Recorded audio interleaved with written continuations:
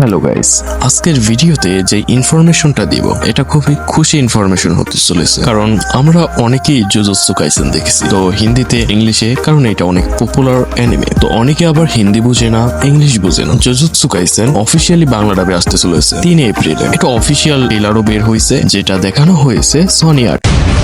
শোনো সুকুনা, আমি যদি মরি তাহলে তুমিও মরবে। বাঁচতে চাইলে আমাদেরকে সাহায্য করো। একদমই নয়।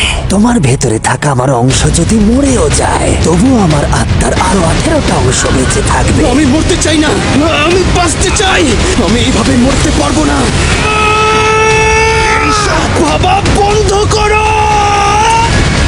জুজুৎসু কাইসেন এবার বাংলায় 3রা এপ্রিল থেকে প্রতিদিন বিকেল 5টা শুধুমাত্র সোনি আটে।